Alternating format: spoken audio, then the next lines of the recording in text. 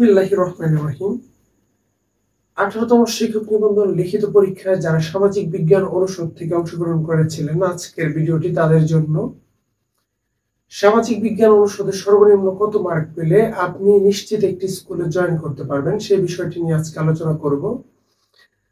যে শিক্ষকেরা সামাজিক বিজ্ঞান অনুষদের লিখিত পরীক্ষার খাতা দেখেছিলেন, আমি কয়েকজন শিক্ষকের সাথে আলোচনা করেছি যে কত মার্ক পেলে এই সামাজিক বিজ্ঞানে প্রত্যেকটি স্টুডেন্ট স্বাভাবিকভাবে কত মার্ক পাচ্ছে, হাইস্ট মার্ক কত, মিডিয়াম মার্ক কত, লোয়েস্ট মার্ক কত, এই বিষয়টি নিয়ে আমি আলোচনা করেছি। মজার ব্যাপার হচ্ছে প্রত্যেকটা শিক্ষকেরা একই ধরনের উত্তর করেছিল।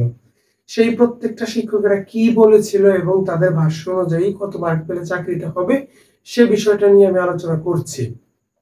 সামাজিক বিজ্ঞান অনুষদে কত মার্ক পেলে আপনার চাকরিটা হবে, নির্দিষ্ট একটা ফিগারে আসতে হবে।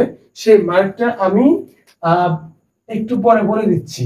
সেটা বলার আগে আমরা কিছু প্রসঙ্গে একটু কথা বলে নিই, যেটা আমাদের কথা বলাটা খুবই দরকার। যেমন এখানে সামাজিক বিজ্ঞান অনুষদে আপনারা জানেন 7টি বিষয়ে পরীক্ষা হয়েছে। এখন এই 7টি বিষয়ের ভিতরে ছিল 10টি ইউনিট। 17তম নিবন্ধনে যারা সামাজিক বিজ্ঞান অনুষদ থেকে পরীক্ষা দিয়েছিলেন, সেই সময় কিন্তু এরকম 7টি সাবজেক্টের একটা অনুষদ ছিল না। সেখানে ইতিহাস, অর্থনীতি, রাষ্ট্রবিজ্ঞান, তারপরে আপনার সমাজকর্ম, সমাজ কল্যাণ, ইতিহাসের, ইসলামের ইতিহাস ও সংস্কৃতি, এই যে বিভিন্ন ধরনের যে সাবজেক্টগুলো ছিল, এই প্রত্যেকটা সাবজেক্টের আলাদা আলাদা পরীক্ষা হতো। যখন আলাদা আলাদা পরীক্ষা হতো তখনও এই 100 মার্কেই কিন্তু পরীক্ষাটা নেওয়া হতো। কিন্তু সেখানে একটা বিষয় দেখবেন, ওদের যে নির্দিষ্ট সেই সাবজেক্টের যে নির্দিষ্ট একটা সিলেবাস ছিল, সেই সিলেবাসের মধ্যে একটা জিনিস দেখা গিয়েছিল, সেটা হচ্ছে ওইখানে যে প্রশ্নগুলো হতো প্রত্যেকটা ইয়া থেকে 2টা করে প্রশ্ন হতো। মানে ধরেন 1 নম্বরে যে প্রশ্ন থাকতো, ক নাম্বার দিয়ে একটা প্রশ্ন থাকতো, এখানে থাকতো অথবা, তারপরে খ নাম্বার দিয়ে আরেকটা প্রশ্ন থাকতো। ধরেন একটা চ্যাপ্টার থেকে যদি আপনার 10টা প্রশ্ন থাকে, সেখানে কিন্তু আপনি কমন দেখে 5টা থেকে 6টা প্রশ্ন পড়লে আপনি কিন্তু এখানে একটা কমন পড়ে যায়। আপনি যে কোনো একটা লিখলেই আপনি কিন্তু একটা মার্ক, মানে 10 নম্বর মার্ক আপনি নিশ্চিত করতে পারতেন। কিন্তু 18তম শিক্ষক নিবন্ধনে লক্ষ্য করা যায় যে এই পুরো বিষয়টা হচ্ছে উল্টো। যেমন এইখানে যেমন প্রত্যেকটা সাবজেক্টের জন্য আলাদা আলাদা পরীক্ষা হতো, 18তম শিক্ষক নিবন্ধনে এসে এই পুরা রুটিনটা চেঞ্জ করে দিয়ে তারা নতুন একটা নিয়ম করলো।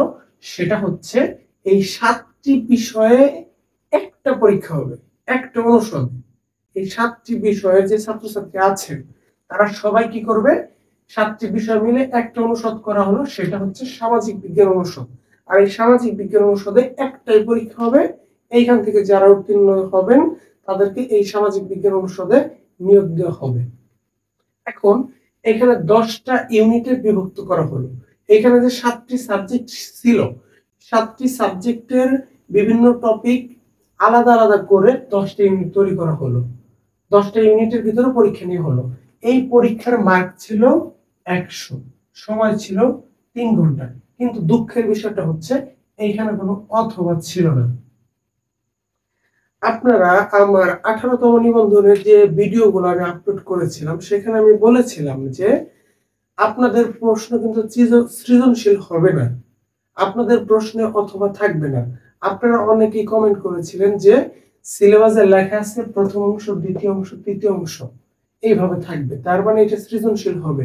আমি বারবার বলেছিলাম যে সৃজনশীল থাকলে একটা উদ্দীপক থাকে, উদ্দীপক থাকবে, তারপর উদ্দীপক অনুসারে নিচে লিখতে হয়। বই একটা চ্যাপ্টার থাকে, সেই চ্যাপ্টারের সাথে উদ্দীপকের সাথে কিছু মিল থাকে, সেই অনুসারে আমাদের লিখতে হবে। কিন্তু এই প্রশ্নে কিন্তু কোনো উদ্দীপক থাকবে না, সুতরাং সৃজনশীল হওয়ার প্রশ্নই ওঠে না। আরেকটা কথা বলেছিলাম যে এখানে অথবা থাকবে না। আপনারা কমেন্টে অনেকেই বলেছেন যে আপনার কথা ভুল, এখানে অথবা থাকবে। আপনার যদি বিশ্বাস না হয় তাহলে আপনি 18তম শিক্ষক নিবন্ধনের আমার এখানে ইউটিউবে ভিডিও করা আছে, আপনারা দেখতে পারেন যে অথবা থাকবে না, সৃজনশীল থাকবে না, প্রশ্ন হবে স্বাভাবিকভাবে। কিন্তু এখানে আরেকটা বিষয় লক্ষ্য করা যায় যে সিলেবাসের সিলেবাসে বলা ছিল যে লাস্টের যে 3টা ইউনিট থাকবে সেই 3টা ইউনিটে কিন্তু অথবা থাকার কথা ছিল, কিন্তু পরীক্ষার হলে গিয়ে দেখা যায় সেই 3টা ইউনিটেও কিন্তু অথবা ছিল না। তার মানে দেখেন, যারা অথবা ছিল এইটা ভেবে পূর্বের মতো পরীক্ষা দিতে হলে গিয়েছিলেন তাদের অবস্থাটা একটু দেখেন। যখন প্রশ্নপত্র আপনারা দেখলেন যে অথবা নেই, তারা কিন্তু প্রথমে একটু ঘাবড়ে গেছে, মানে একটু ভয় পাচ্ছিল। হ্যাঁ, তারপরে দেখলো সবগুলো অ্যান্সার করতে হবে। যারা অথবা থাকবে এরকম চিন্তা ভাবনা নিয়ে পরীক্ষার হলে গিয়েছিল তারা কিন্তু 10টা ইউনিটের সম্পূর্ণ প্রশ্ন পড়ে নাই, কারণ তারা জানতো অথবা থাকবে। এই জন্য 10টা ইউনিটে ধরেন একটা ইউনিটে 10টা করে প্রশ্ন আসে, তারা হয়তো 6টা 7টা 5টা এরকম করে পড়ছে, কারণ দুইটা তো কমন করা দরকার নেই, অথবা যে কোনো একটা কমন করলেই হবে। কিন্তু পরীক্ষার হলে গিয়ে দেখে অথবা নাই। এই কারণে ম্যাক্সিমাম অধিকাংশ পরীক্ষার্থীরা যারা পরীক্ষা দিয়েছেন এই সমস্ত কারণে এবং সময় স্বল্পতার কারণে ফুল অ্যান্সার করতে পারে নাই।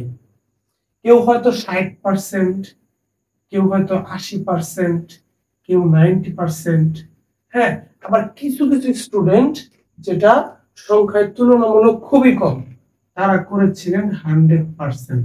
কিন্তু কোন স্টুডেন্টেরই 100% কিন্তু কমন পড়ে নাই। হয়তো কেউ 80% ভালো লিখেছে, বাকি 20% বানিয়ে লিখেছে, হয়তো 60% ভালো লিখেছে, বাকি প্রশ্নগুলো বানিয়ে লিখেছে, এরকম করে উত্তর করেছে।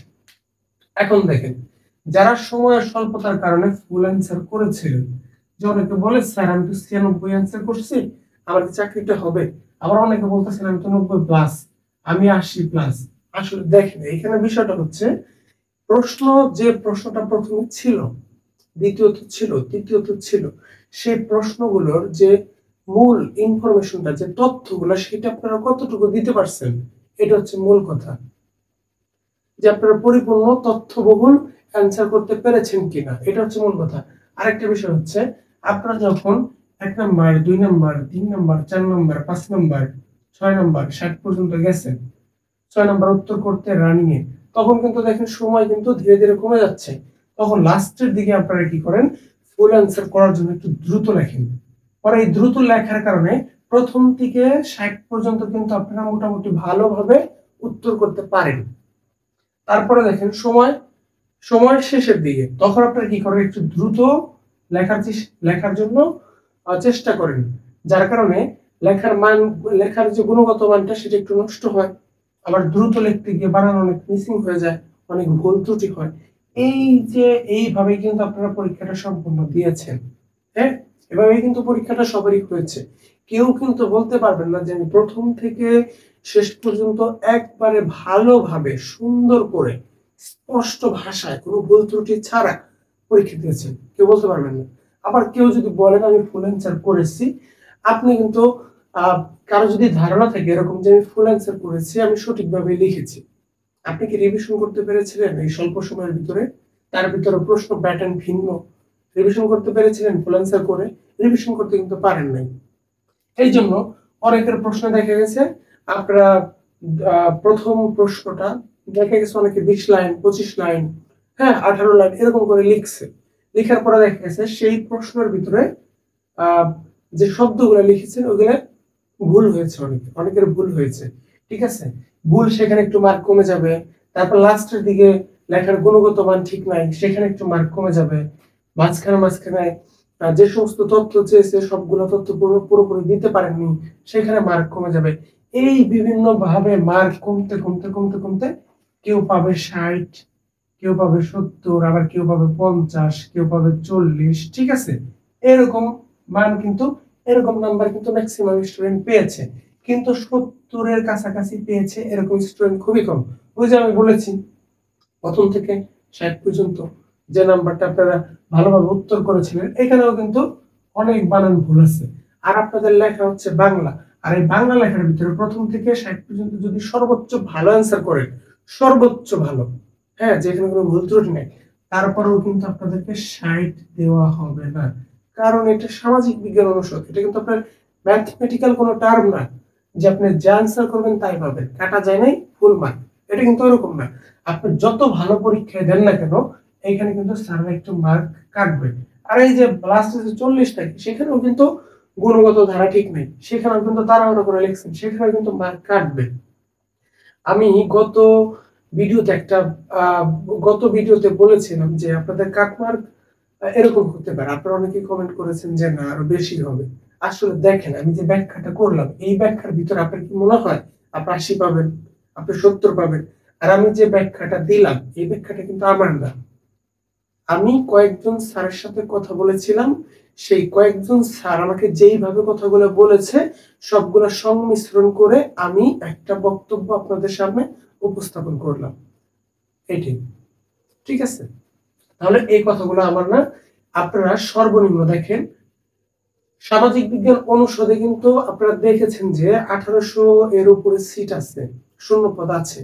আমি আপনাদের এই ভিডিওতে বলে রাখলাম সামাজিক বিজ্ঞানে সর্বনিম্ন 7000, 5000, 8000, 6000 এইরকম করে আপনার সিট ফাঁকা হবে।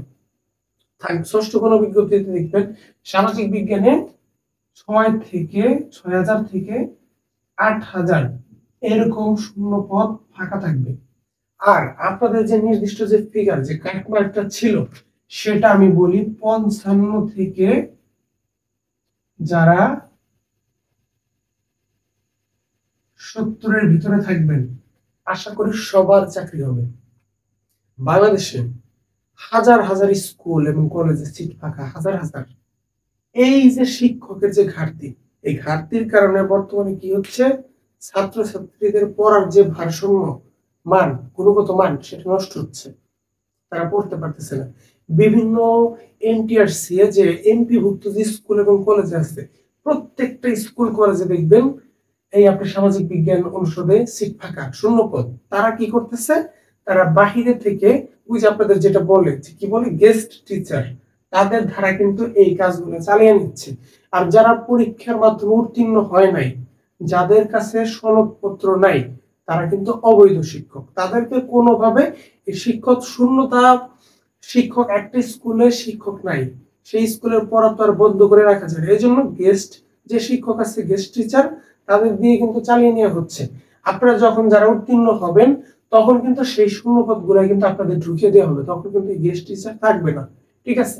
এই জন্য আপনারা যারা মোটামুটি ভালো পরীক্ষা দিয়েছেন আমি নিশ্চিত করে বলতে পারি এইবার আপনাদের সবারই চাকরি হবে।